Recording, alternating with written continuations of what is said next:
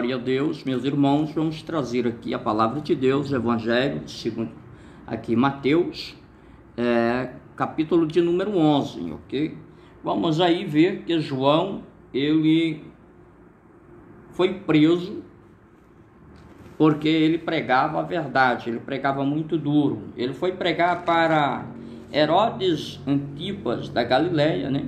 Que visitou seu irmão em Roma e seduziu a sua esposa, e ele, voltando à Palestina, divorciou-se de sua esposa e casou-se com a cunhada. Então isso constitui adultério, porque ele planejou toda essa maldade, tudo isso foi planejado. Então vemos aqui que pregar o evangelho é muito duro.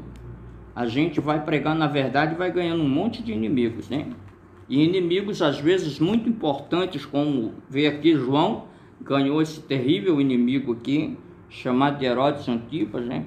Está lá o chefe agora, rei daquele povo, provavelmente o dominador romano ali, e as pessoas temiam a ele, mas João pregava a verdade e disse que ele estava em adultério. Por isso foi lançado na prisão, né? E ficou ali esperando a sua própria morte. Observamos aqui que ele manda perguntar se Jesus era aquele que havia de vir, se era o Messias, ou se deveriam esperar outro, porque ele já não precisava mais de muitas coisas. Porém, os seus discípulos precisavam de um futuro mestre, de alguém que guiasse eles, né? Então, ele, estando ali no castelo de Carcili, né, onde havia uma pequena cela, uma pequena ventilação, assim, da altura de um homem, mais ou menos, ou um pouco mais alto, ali ele ficou esperando até ser morto, decapitado, né? Cortaram-lhe a cabeça. Jesus mandou dizer para João que ele estava pregando o evangelho aos pobres, os cegos estavam vendo, os coxos andando, os leprosos estavam sendo purificados, né? Então a resposta de Jesus foi o exemplo daquilo que ele estava fazendo. Ele estava fazendo algo que estava dando resultado. Então João estava com os exemplos, entendendo que Jesus era mesmo o Messias. Nós vamos ver aqui que João vai ser decapitado, mas Jesus, ele tem que continuar a sua missão. Mateus 11, capítulo 11, versículos 12 a 15, diz que o reino de Deus, ele era tomado à força. Essa força aqui, ele é uma palavra chamada arpazein em grego, que quer dizer apanhar, agarrar, arrebatar, né? É feito um esforço. Alguém tem que se esforçar para conseguir chegar, participar, e essa participação valer a pena, entendeu? Então, nós vamos ver aqui, Mateus 11, 16 ao 19, Jesus viu os homens daquela época traçando graças, brincadeira com as coisas de Deus, com as coisas religiosas. E o Senhor Jesus disse que eles faliam como se fosse assim: vamos tocar uma festa de casamento? Aí o outro dizia: não, eu não quero ficar alegre hoje. Era fazendo graça nas praças, né? O outro falava: não, vamos a um funeral, hoje nós vamos celebrar a morte de alguém. E os outros falavam assim: não, nós não queremos ficar tristes hoje, né? Tudo isso faz parte de mostrar que os homens faziam graça com as coisas espirituais. E hoje ainda tem muita gente aqui, né, que está aí fazendo brincadeira com coisas sérias, né? Mateus capítulo 11, versículos 20 ao 24, nós vamos ver aqui a palavra do Senhor mostra que havia um povo que precisava ser repreendido, né? Esses homens aqui que foram repreendidos eram as cidades onde Jesus pregou ali, e elas não deram valor à palavra de Deus. A cidade que nós vamos ver aqui é Betsaida, Corazim e Cafarnaum. Essas 3 cidades aqui, Jesus foi passar em rosto que eles eram incrédulos, né? Jesus lhe repreendeu. Essa palavra repreender aqui, increpar, seria no grego oneidesein, quer dizer que Jesus estava repreendendo eles, lançando em rosto a sua incredulidade. Por quê? Porque Jesus tinha pregado lá, houve curas, houve milagres, mas eles não se arrependeram. Jesus chegou a dizer a eles que Tiro e Sidom teriam se arrependido. Jesus chegou a dizer que Sodoma e Gomorra estariam existindo se esse evangelho tivesse sido pregado pelo próprio Jesus.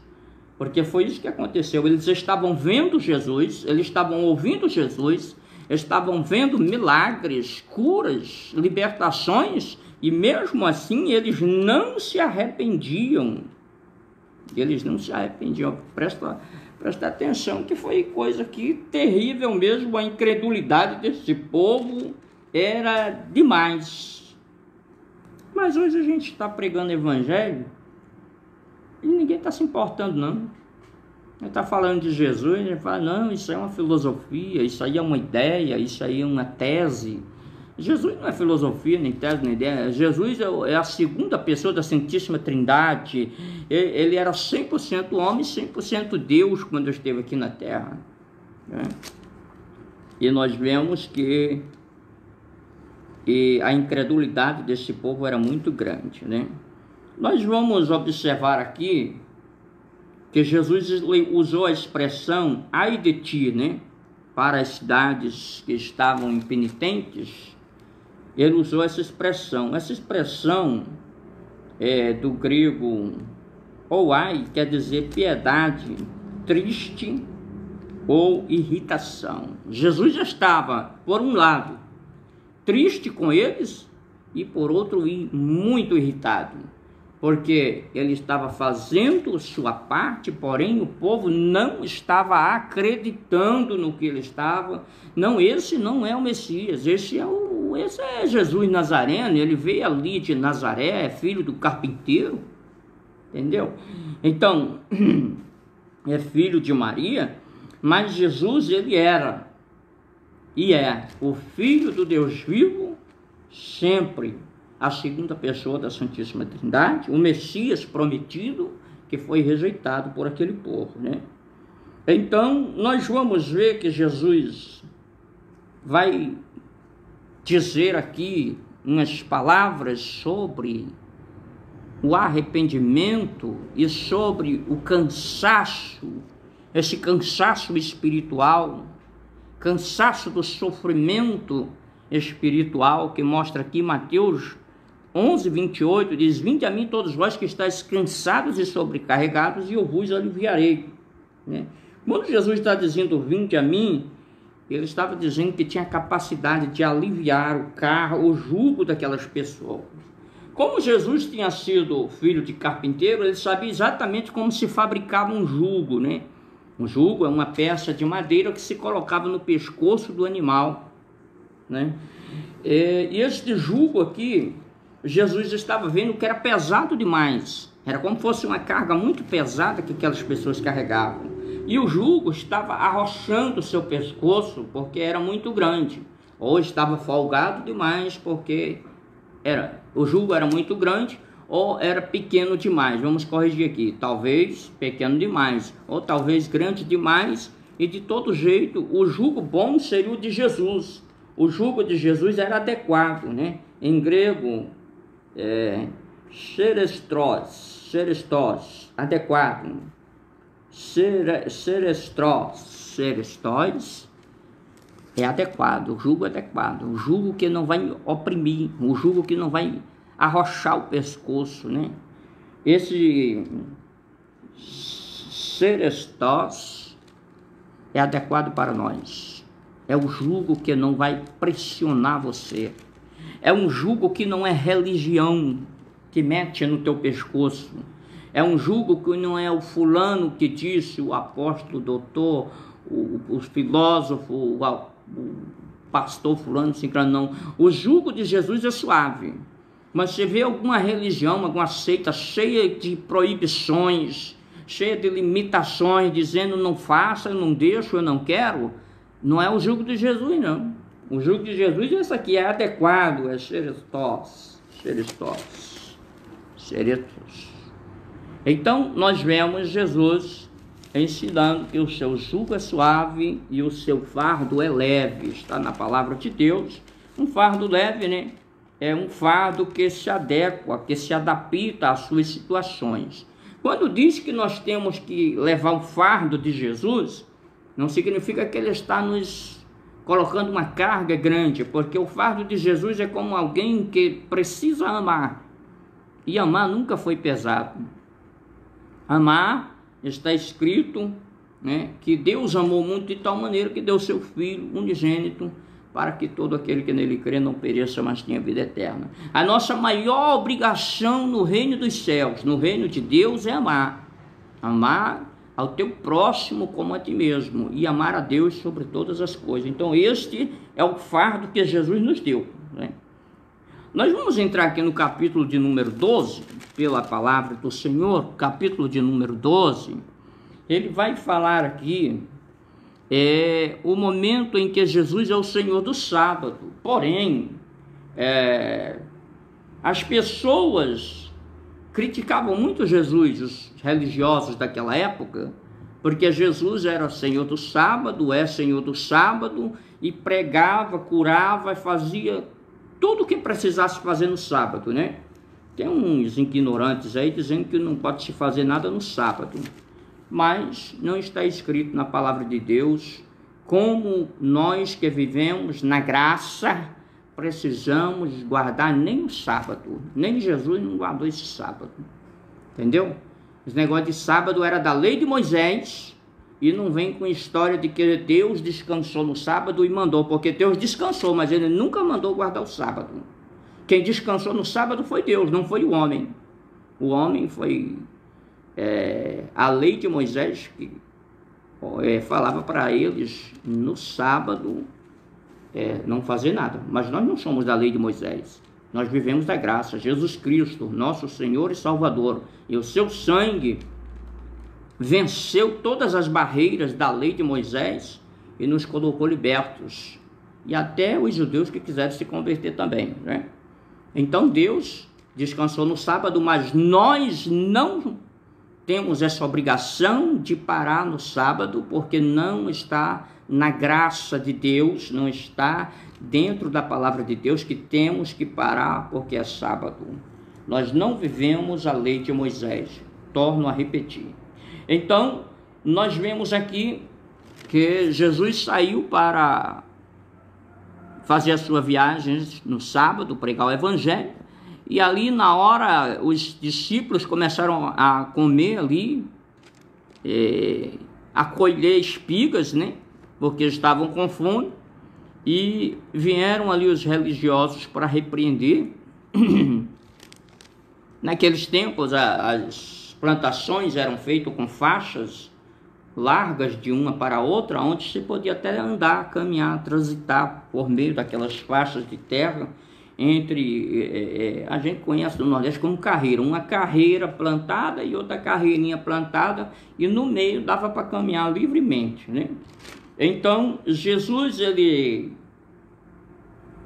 fez o que todo mundo faria, porque pela lei o viajante tinha direito, estando com fome, de colher com as mãos, mas não com a foice, o trigo. Ele colhia com as mãos e podia comer à vontade aí, não tinha problema nenhum, né? Porém, a lei de Moisés, que não, já torno a repetir, nós não vivemos a lei de Moisés. Havia 39 citações que proibiam no sábado de colher, né? De esfregar, de debulhar, de levar uma carga que fosse maior do que 2 passas de figos, né? A resposta de Jesus está em 1 Samuel, capítulo 21, versículos 1 a 6, que Davi foi lá e foi buscar os pães da propiciação para comer, quando não era lícito, só os sacerdotes, a espada de Golias. E aí ali também está o ensinamento de que no sábado as ofertas eram feitas em dobro, as oferendas, e mesmo assim os sacerdotes matavam os animais, mesmo assim os sacerdotes acendiam o fogo, mesmo assim eles pegavam o animal pesado, mais pesado do que 2 passas de fio, e levavam ao altar. Então era um serviço religioso acontecendo no sábado. Então o próprio sacerdote, diante da lei do Senhor, transgredia a própria lei, né? Então Jesus mostrou que a lei tinha seus defeitos, né? E nós vemos assim que Jesus deu a resposta certa para eles, né? Nós observamos aqui essas ofertas dobradas que nós falamos que era feito no sábado, estão em Número 28, versículo 9, né? Era o trabalho sacerdotal dobrado no sábado. E Jesus disse: eu quero misericórdia e não sacrifício, né? Oséias capítulo 6, versículo 6 tem essa citação, e Jesus falou destas coisas, né? Jesus é o Senhor do sábado, né? Marcos 2, 27. Então não adianta o homem querer colocar coisas da lei para proibir o que Jesus quer fazer, né? O Filho do Homem, nos manuscritos gregos do Novo Testamento, está com letras minúsculas, né? Em Mateus 12, 8, isso indica que Jesus era filho do homem, ou seja, era um ser humano.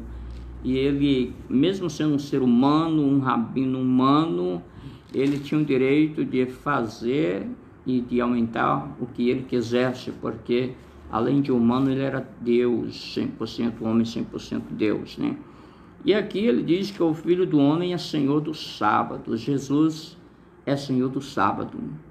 Lá na criação ele já estava, né? João vai dizer lá no Evangelho que todas as coisas foram feitas por ele, e nada do que foi feito sem ele se fez, né? Ele é Senhor do sábado. Aí que nós vamos ver que ele curou um homem das mãos ressecadas, né? Que o homem precisava daquele milagre. O homem das mãos ressecadas é muito interessante, porque quando Jesus cura ele, Jesus está devolvendo a ele muitas coisas que ele precisava. Por exemplo, ele precisava de saúde, ele precisava de trabalhar, e estava devolvendo a capacidade de trabalhar e a sua autoestima. São 3 pontos importantes, porque nós vemos que um homem sem saúde, ele não tinha possibilidade de sobrevivência, era muito pouca naquela época, né? Aqui também mostra que devolveu a capacidade dele de trabalhar, que era essencial para o ser homem, como do próprio Deus falou, né? Do suor do teu rosto comerás, né? Vai ter que lavrar a terra. Então, a sua autoestima, você imagina aí você ser doente, deficiente. Israel era uma opróbrio, uma vergonha, era símbolo de um pecado às vezes hereditário, né? Mas aí Jesus devolveu-lhe ali a sua autoestima, né? Da sua capacidade total do seu corpo, né?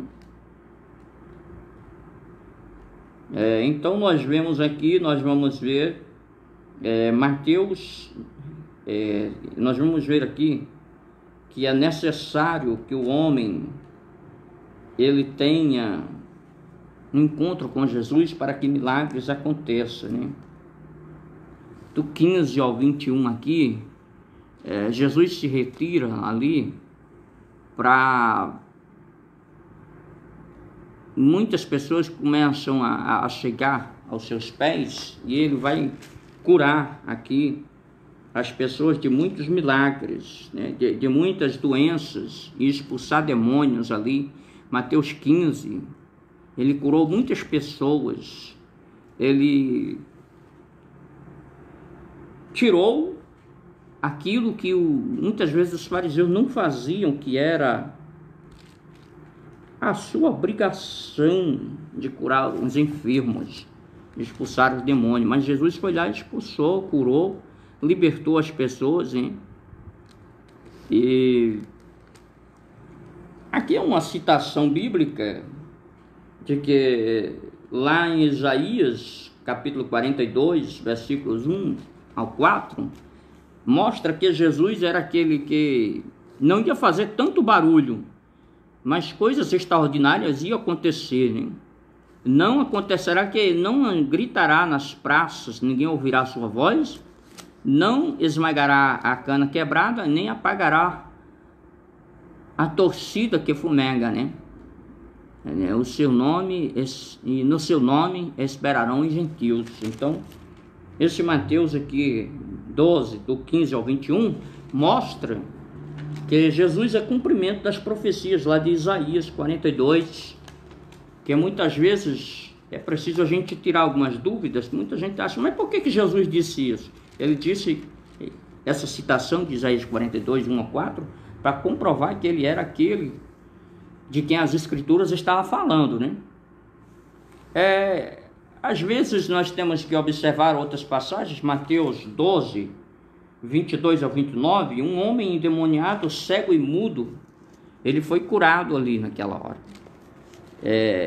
Jesus disse aqui que quem não ajunta com ele espalha, né? Fala de colheita e de pastores. Como é que isso aconteceria? Muitas vezes Jesus queria trazer, ajuntar as pessoas para perto dele. É como um agricultor que colhe os grãos. Mas tem gente que espalha, porque não quer ficar do lado de Jesus, não quer aceitar a palavra, não quer aceitar a doutrina. 3 coisas aqui vão nos chamar a atenção, né? O homem, às vezes ele fica neutro, ele não sabe que lado tomar, se ele fica do lado de Jesus ou contra Jesus.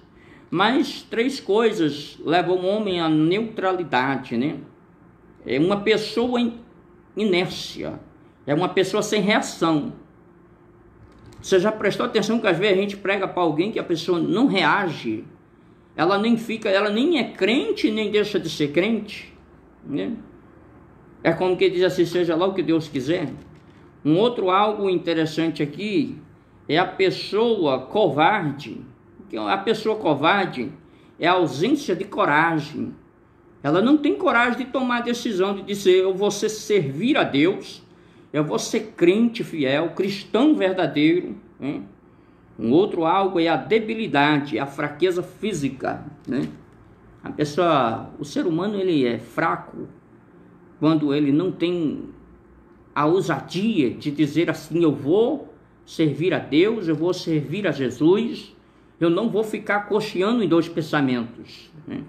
Então, em rápidas palavras, em breves palavras, está aqui o que Jesus quis dizer a respeito de quem comigo não ajunta espalha. Tem que ter uma posição, ou você fica de um lado ou você fica do outro.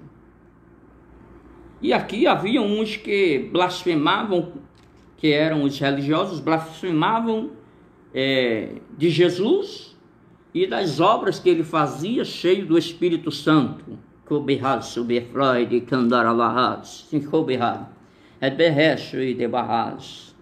Pela palavra de Deus, a blasfêmia contra Deus é possível que tenha um perdão. Contra o Filho de Deus também.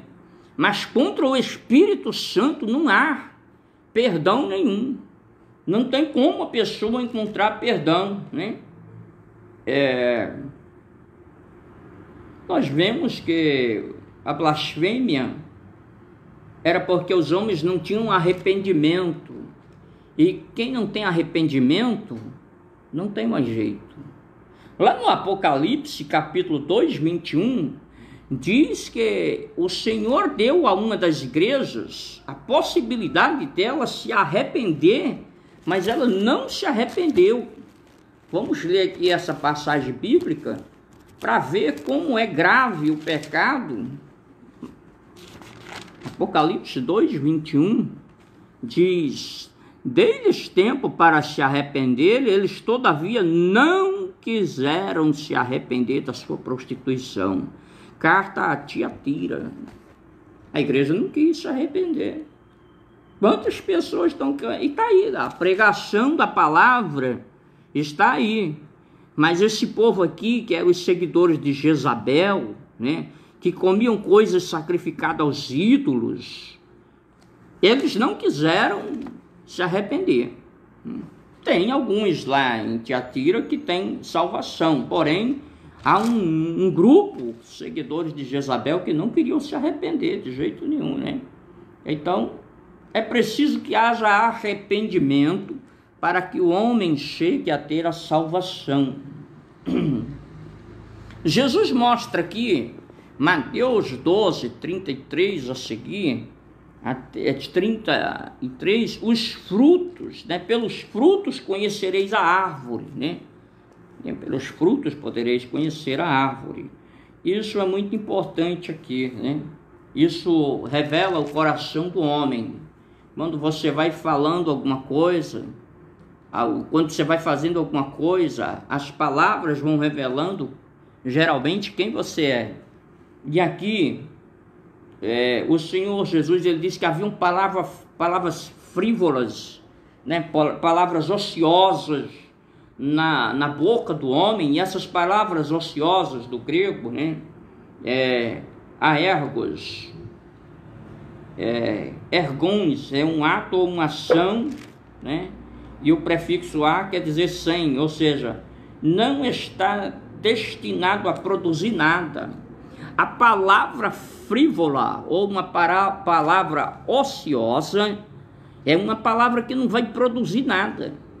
Então, se não vai produzir nada, por que você está falando aquilo que não vai te ajudar, que não vai melhorar para você, não vai melhorar para ninguém? Então, melhor guardar as suas palavras, saber ao tempo certo o que é que você vai dizer.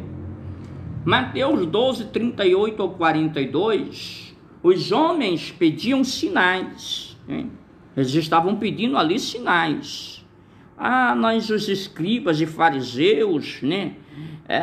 Nós queremos um sinal aí, como dizendo assim, nós temos dúvidas sobre ti, e um sinal vai declarar se tu és ou não o Filho de Deus, o Messias, né? Existem algumas palavras nos originais do grego para sinais. Existem 3 palavras aqui. Uma é dunamis, quer dizer poder maravilhoso, era o poder que fazia milagre. Isso é muito usado, esse dunamis, para o texto de Atos dos Apóstolos, capítulo 2, quando a partir dali o Espírito Santo enche os apóstolos, são batizados. Aí na sequência eles estão tão cheios deste poder que eles operam um milagre lá na porta do templo. O coxo, Pedro e João curam aquele coxo, né? É maravilhoso isso aqui. Então dunamis é um poder maravilhoso. Tem a palavra chamada teras, que quer dizer coisas portentosas, né? E tem a palavra semeon, que é uma prova ou um sinal sobrenatural. Eles queriam assim coisas que não fossem normais nem comuns, né? Porque os mestres das religiões antigas eram muito comuns, né? Era só liturgia, cânticos e obrigações com a lei, mas não operavam grandes milagres, grandes maravilhas. Jesus, todavia, estava fazendo um evangelho diferente, ele estava pregando com curas e milagres, com sinais. Mas aqui Jesus se recusa a fazer, porque essa geração desses homens, escribas e fariseus, Jesus chamou eles de uma geração adúltera. E originalmente o texto significa apóstata. Quer dizer que eles estavam ali, mas eles estavam desviados da verdadeira palavra, desviados da fé. Apostatar é se desviar do caminho certo, da orientação certa, se afastar de Deus.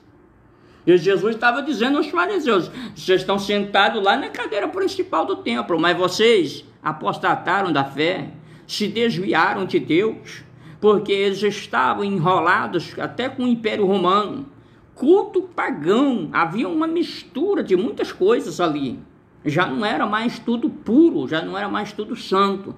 Vamos ver um caso em que podemos provar? Lá naquele cego lá naquele paralítico, quero corrigir, lá naquele paralítico lá no tanque de Betesda, o que era que acontecia? Lá havia um homem desenhado, ou melhor, um anjo desenhado.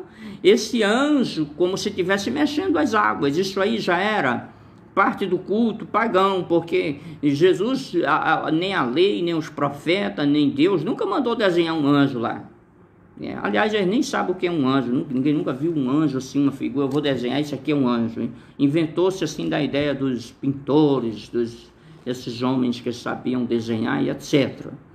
Mas que aquilo ali já era paganismo.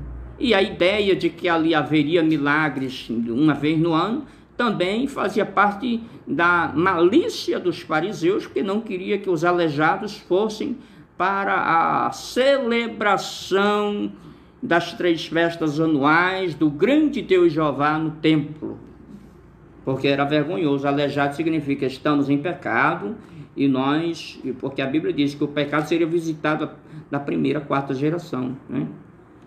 Então nós vemos aqui que Jesus disse, não, eu não vou fazer um milagre porque vocês nem merecem, vocês apostataram da fé, né? Mas o sinal do profeta Jonas, e aqui os escritos nos levam a corrigir algo que era preciso a gente saber. Por exemplo, o texto diz 3 dias e 3 noites, o sinal do profeta Jonas, 3 dias com 3 noites. Mas pode ser que Mateus não estivesse tão próximo de Jesus, e ao invés de dizer 3 dias ou 3 noites, ele expressou-se de uma forma impulsiva, dizendo 3 dias e 3 noites. Ou seja, para os judeus, nós sabemos que o dia é 12 horas. Se nós somarmos o sinal do profeta Jonas à morte de Jesus, nós vamos comparar aqui, e a soma das horas dá 36 horas. 3 horas da tarde da sexta, 3 horas da tarde do sábado, 3 horas da madrugada do sábado dá 12 horas. 12 horas das 3 da manhã às 3 da tarde do sábado. Das 3 da tarde do sábado às 3 da manhã no domingo, quando Jesus ressuscitou, dá 36 horas. Essas 36 horas são 3 dias no relógio, no calendário hebraico. Então, não pode ser 3 dias com 3 noites, e sim 3 dias ou 3 noites, que somam o mesmo valor, 36 horas. Explicando, bom para quem quer pregar correto, para quem está pegando aqui um apoio nesta palavra de Deus. Então nós vemos aqui que Jesus disse aí, somente, né, o sinal do profeta Jonas, eu vou morrer e vou ressuscitar ao 3º dia. E havia aqui uma estratégia diabólica, que o diabo, Mateus 12, 43 ao 45, que o diabo ele andava rondando por aí. Porém, ele achava a casa limpa, varrida, adornada, e ele vinha e trazia mais 7 demônios, e entrava para habitar ali, entendeu? E o que é que acontece? Isso fala de que muitas vezes um homem, ele tem uma religião, uma religiosidade. Eu sou de tal igreja, sou de tal denominação. Só que este homem, a sua religião não resolve o seu caso. Ele vai culto 3, 4, 5 vezes por semana. Tem igrejas que é culto todo dia. Só não agora nessa pandemia, mas geralmente tem igrejas que é todo dia. Aí o que é que acontece? Chega lá, ele ouve uma palavra, volta do mesmo. Não, eu estou feliz, eu ouvi a palavra. Só que quando chega em casa, eu vou lá cumprir isso, nada, é difícil demais. Isso aí era no tempo dos apóstolos, isso aí era na antiga igreja primitiva. Não, eu não vou cair nessa não. E volta, o que que acontece? A mente ficou vazia, o diabo volta. O homem volta a beber, volta a fumar, volta a adulterar, prostituir, enganar, trapaça de tudo que é jeito. Aí o diabo volta e traz mais 7. E o último estado deste homem é pior do que o primeiro estado. Então foi isso que Jesus disse, que o certo seria o homem ser cheio do Espírito Santo, porque o diabo não tem mais lugar na sua vida. E Jesus disse: se alguém crê em mim, viremos eu e o Pai e faremos nele morada. Paulo disse que nós somos templo e morada do Espírito Santo. Então, a habitação do seu corpo é a habitação do Pai, do Filho e do Espírito Santo. E não aceita outra coisa dentro de você, tá bom? Pai, Filho e Espírito Santo. Viremos eu e o Pai, faremos nele morada. Creu em Jesus? Paulo diz, é templo e morada do Espírito Santo. Nós vemos que em Mateus 12, 46 a 50, Jesus vai falar aqui da sua família, e que muitas vezes tem amigos que é mais chegado do que um irmão, diz lá no Antigo Testamento. E aqui a palavra do Senhor mostra que Jesus diz que os seus apóstolos, os seus seguidores, os seus discípulos, eles são mais especiais do que a sua família biológica, porque estes aqui, eles vivem um verdadeiro amor, né? Aqueles que me ouvem, aqueles que fazem a vontade de Deus, aqueles que praticam a palavra, esses aqui, eles são meu pai, eles são minha mãe, eles são minha mãe, meu irmão e irmãs. Ou seja, este capítulo 12 encerra dizendo que nós podemos ser a família de Jesus se nós fizermos a vontade de Deus. A vontade de Deus e não a nossa, porque muita gente tem confundido a nossa vontade.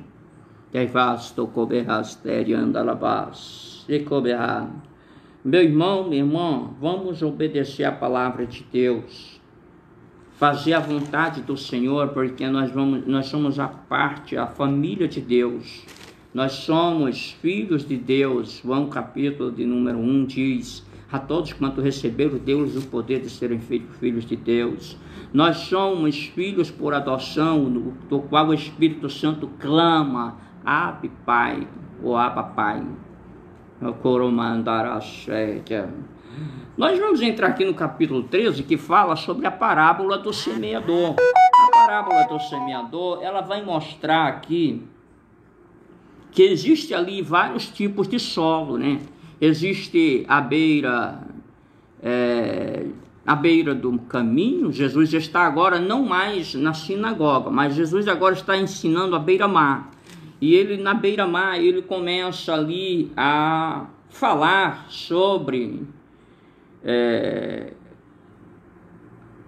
a semente que vai ser plantada, a semente que representa a palavra de Deus, o evangelho do reino dos céus. Ele entra num barco ali e ele fica, a multidão do lado de fora estava em pé, ouvindo a sua pregação.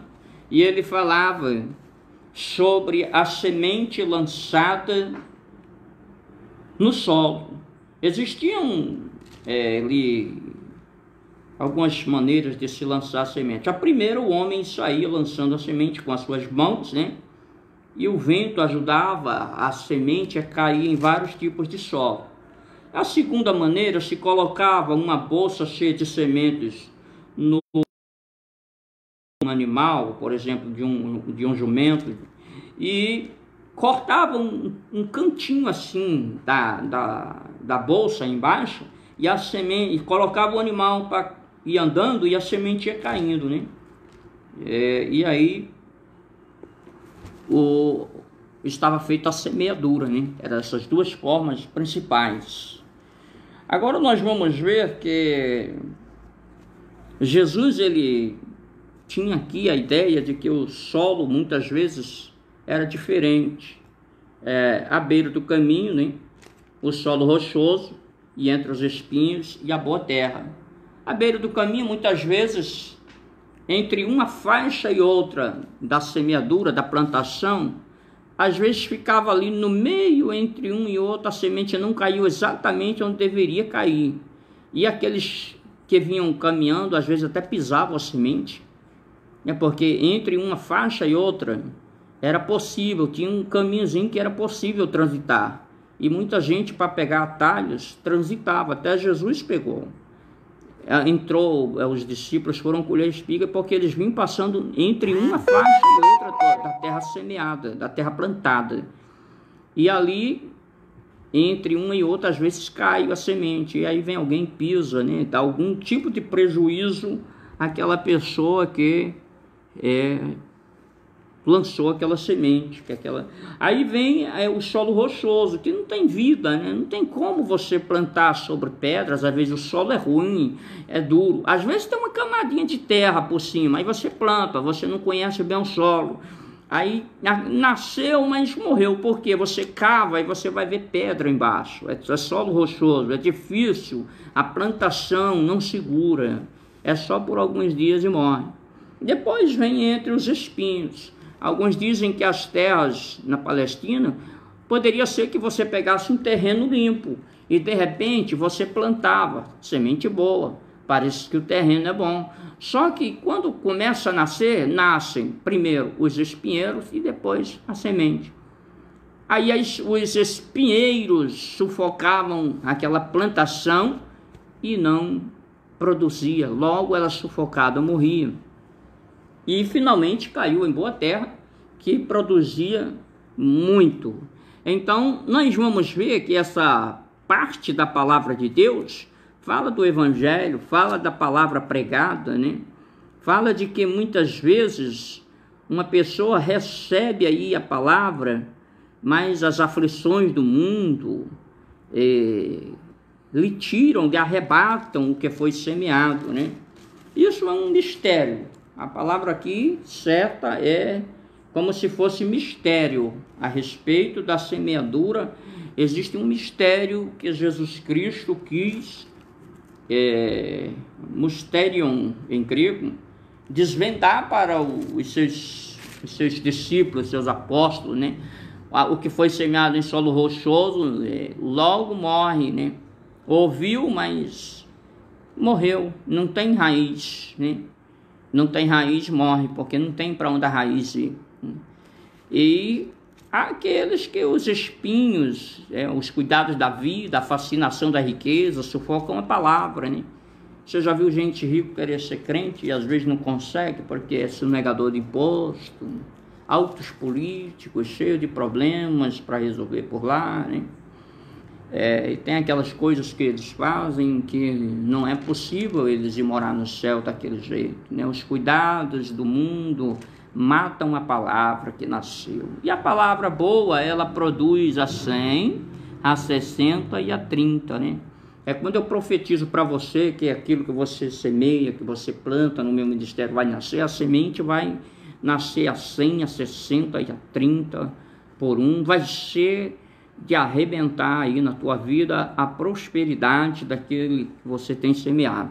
E a palavra de Deus, nós estamos plantando ela nos corações, agora no YouTube, no Facebook, no WhatsApp, nós estamos nas redes sociais, e aonde Deus abre a palavra, nas igrejas, nas ruas, aonde tem gente querendo, precisando ouvir o evangelho, nós estamos levando a mensagem da cruz, levando Jesus Cristo, único e suficiente, Salvador das nossas vidas. Nós vimos aqui que houve um momento em que Jesus foi falar do joio, né? O joio, ele é chamado de Lolium temulilentum, e essa palavra aqui mostra que ele é parecido com o trigo, ele é semelhante, é uma semelhança muito grande, né?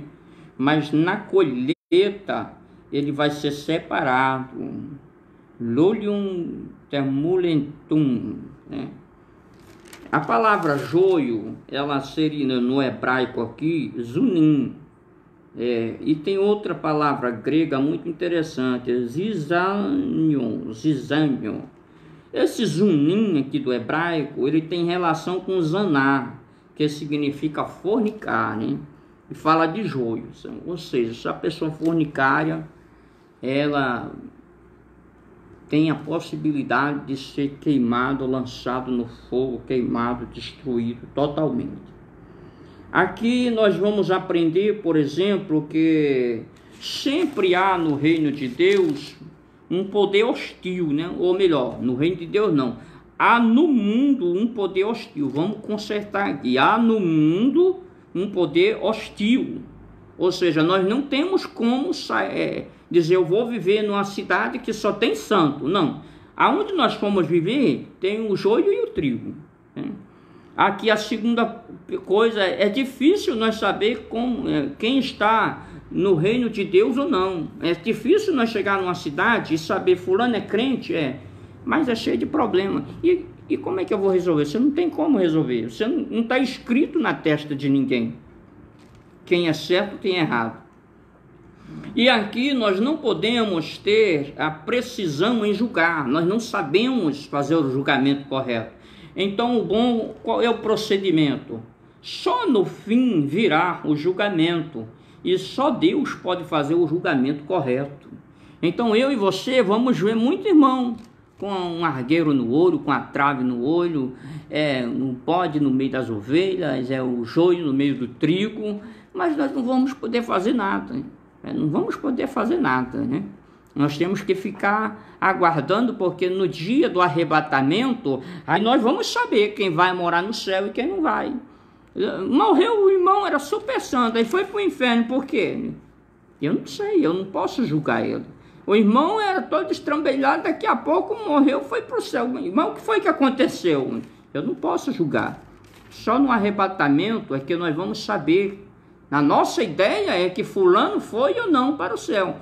Ou vai ou não para o inferno, mas Jesus já coloca aqui que é melhor a gente deixar, que no final dos tempos vai haver aí a separação dessa semente, né?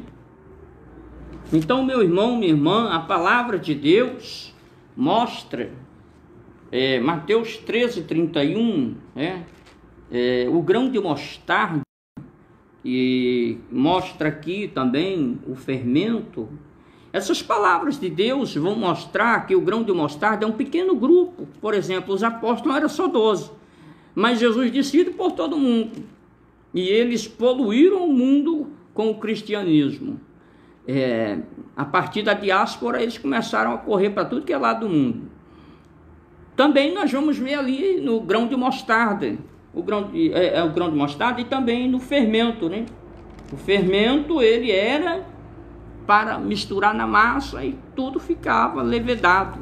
Então, esses momentos da palavra de Deus mostram que é preciso ter bastante cuidado em pregar o evangelho e separar o que é santo e o que não é santo, mas deixando que a colheita quem faz é o Senhor, né? O fermento ele era tido por imundo. Ele, principalmente na época da Páscoa, era obrigado as casas a ficarem sem fermento, né? Mas aqui nós vamos ver que, passado este instante de pregar sobre o grão de mostarda que entra como se fosse o pequeno grupo de Jesus, criou coragem, teve coragem de insistir toda criatura, e hoje nós somos bilhões no mundo. Alguns dizem 1,5 bilhão, acho que já tem mais, né? O cristianismo que poluiu o mundo, ele mudou, ele transformou vidas, né? Em 1 Coríntios 6, 9 e 10, uma lista de pecadores, de pessoas que a visão humana condenaria depressa, porém, quando eles se convertem, eles são mudados, são transformados, né? O cristianismo transformou a vida das mulheres. Isso é muito importante porque, por exemplo, os judeus agradeciam toda manhã por não ter nascido gentios, escravo ou mulher, né? Agora, observe também que na genealogia de Jesus aparecem as mulheres, porque lá para os judeus, a cultura, a tradição deles não admitia a mulher na sociedade se apresentar, se destacar, né? E hoje, com a vinda do cristianismo, mudou muita coisa na sociedade. O mundo tem uma visão diferente, né? A cultura grega também não aceitava. A mulher casou-se, ela não tinha vida social, ela só fazia o que seu marido quisesse. Então, hoje, tem mulheres prefeitas, deputadas, vereadoras, delegadas, mulheres que lutam, que conquistam seu espaço, principalmente na nossa cultura brasileira, e Deus abençoe. Fico muito feliz de ver a mulher no altar cantando, pregando. Eu fico feliz de ver a mulher profetizando, marchando, pulando o espírito. Fico feliz de ver as mulheres conquistando novos limites, novos horizontes, expandindo seus limites. Fico feliz toda vez que diz assim, se elegeu uma mulher aí, agora está na Câmara dos Deputados, na Câmara dos Vereadores, está lá no Senado. Uma mulher assumiu o ministério, uma mulher tornou-se uma pastora. Eu tenho, assim que Deus chamou, escolheu, meu irmão, vai pedir por quê? Não tem base para impedir, entendeu? Nós não somos mais apóstolos, nós agora a história é outra, eu vou explicar isso depois, né? Missionárias, mulheres que sobem monte, que oram, que jejunam, mulheres que contribuem para o ministério da obra do Senhor, mulheres que têm coragem de fazer ali aquela barraquinha na frente da igreja, aquela cantinazinha para arrecadar recursos, para construir, para fazer festividades. Parabéns por as coreografias, hinos coreografados, tanta coisa maravilhosa que as irmãs estão fazendo dentro da obra de Deus. Parabéns às mulheres que conquistaram o seu espaço, tanto evangélicas como não evangélicas, cristãs ou não cristãs. Que Deus continue assim dando sabedoria para que cada vez mais vocês cresçam em nome de Jesus, né? O cristianismo mudou a vida ali de escravos, de gentios, que nós éramos tidos como cães. Nós, os judeus, eles chamavam de cães, era desprezado, né? A vida de homens fracos, de homens doentes, de anciãos, que eram tidos como incômodo, era tido como estorvo, né?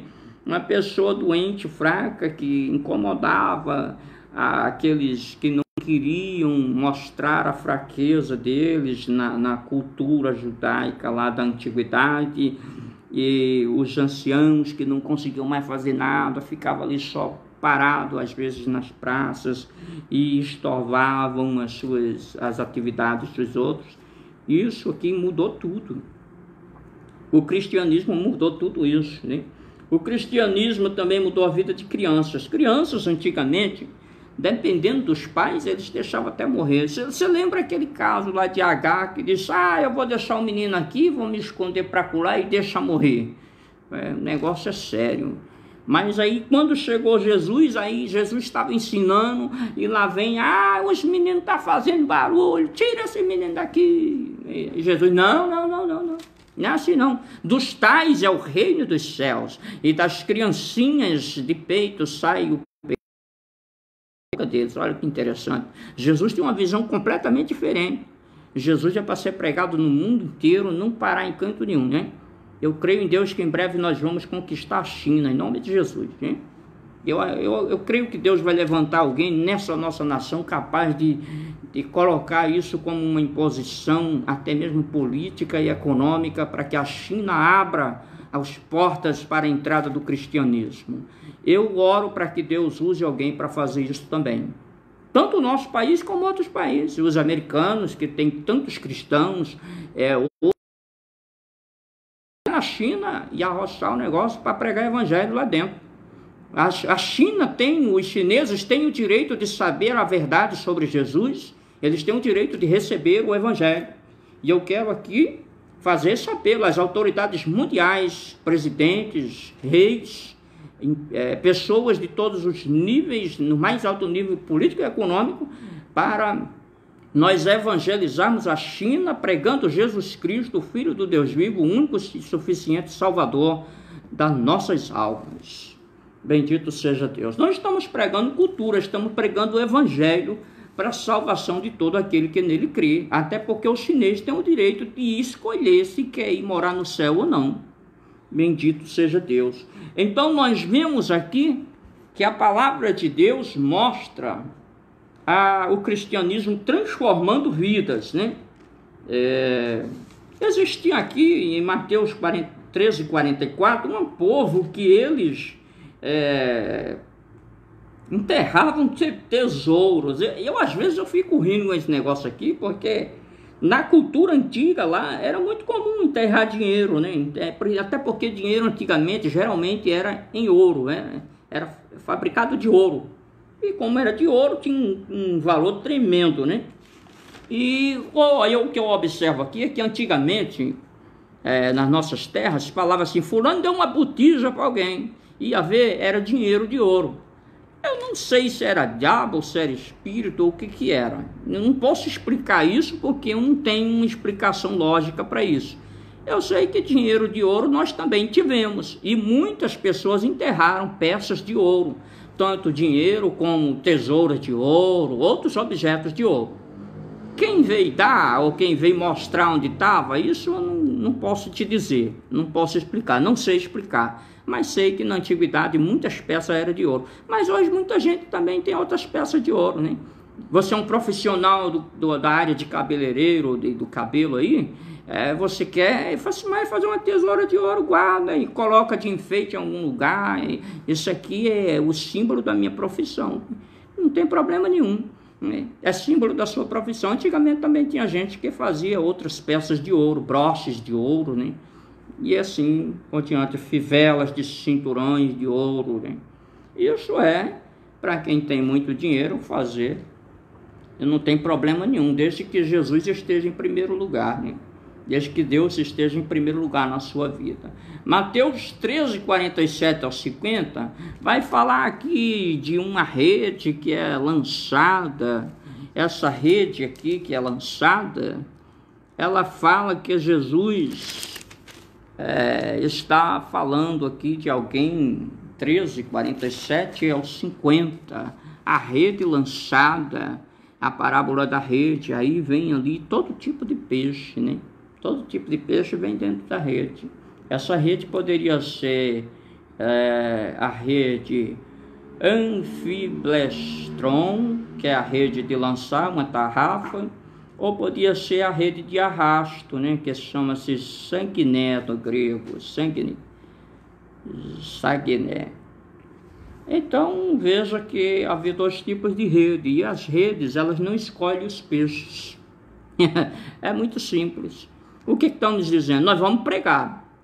Aí vem todo mundo, vem bêbado, vem drogado, vem prostituta, vem rico, vem pobre, vem preto, vem branco, vem alto, magro, loiro, vem gente de tudo que é situações. A rede foi lançada, os peixes vêm. Só que tem um porém, meu irmão, nem todo mundo que está dentro da igreja vai morar no céu, não. Vou te explicar aqui. Jesus disse: olha, vai chegar um tempo que o pescador vai separar os peixes da caixéria. Diz assim: quando já está cheio, os pescadores arrastam para a praia. E assentados escolhem os bons para o cesto e os ruins deitam fora. Ei, Kramagasandarábia. O prade cantar cheia. Eu acho isso aqui bom, meu irmão, porque tá cheio de gente que não é de nada, é só pescador. Lançou a rede, você não pode escolher, não. Quem vai escolher é Jesus Cristo. Quem fica na igreja, quem não fica. Quem é crente permanece, ou quem não é e volta para o mar. O mar representa o mundo, de que andará para sair. Nós vamos ver aqui também que houve um momento em que Jesus voltou para pregar em Nazaré, né? Na sinagoga. Mateus 13:53 a seguir, ele vai pregar na sinagoga, né? Só que quando ele chega para pregar, as pessoas começam a criticar ele, mas começam a criticar porque Jesus aqui, ele já estava no seu ministério. Jesus não era mais aquele menino que eles viram quando era criança. Aí alguns dizem: mas não é aquele cara lá, que ele é filho do carpinteiro. é filho de Maria. Olha, rapaz, o cara está pregando um negócio aí. E olha aqui seus irmãos, Tiago, José, Simão e Judas. Tá aí, ó. Eu sei quem é a família dele. Sabe, tá cheio de gente dizendo que sabe quem é Jesus e não sabe nada. Não conhece Jesus. Você ouviu falar. Você conhece aquele Jesus criancinha que não podia, não agia sozinho. Ele não tinha como agir sozinho. Mas esse Jesus, com mais de 30 anos pregando curas, libertação, salvação, ressurreição de mortos, o reino de Deus chegou. O reino dos céus está aqui, está próximo. Esse você não conhece. Então, meu irmão, minha irmã, você lembra daquele Cristo crucificado? Aquele Cristo, aquele lá não resolve o seu problema. Quem resolve o seu problema é o Cristo que ressuscitou. O meu e o seu Cristo não é aquele que está morto. Não é aquele que está pendurado no madeiro, porque já passou essa época. Ele agora foi visto diferente. Lá no Apocalipse diz que ele foi visto montado num cavalo branco, e no seu manto e na sua coxa estão escritos Rei dos Reis e Senhor dos Senhores. Este é o nosso Cristo vencedor, que ressuscitou ao terceiro dia. Ele subiu e está agora assentado à direita de Deus, intercede por nós. Esse Cristo que eu prego não é o menino de Maria, mas é o Filho do Deus vivo. Meu irmão, minha irmã, nós encerramos aqui o capítulo 13 do Evangelho, segundo escreveu Mateus. Em breves dias eu estarei apresentando outro vídeo com mais mensagens dentro do livro de Mateus. Nós vamos até o final deste livro, em nome de Jesus. E todas as manhãs eu estou em consagração, nas madrugadas em oração. Já tive um combate grande porque a saúde foi afetada, mas estou firme e forte no propósito até encerrar o Evangelho segundo escreveu Mateus, em nome do Senhor Jesus. Deus te abençoe. Amém.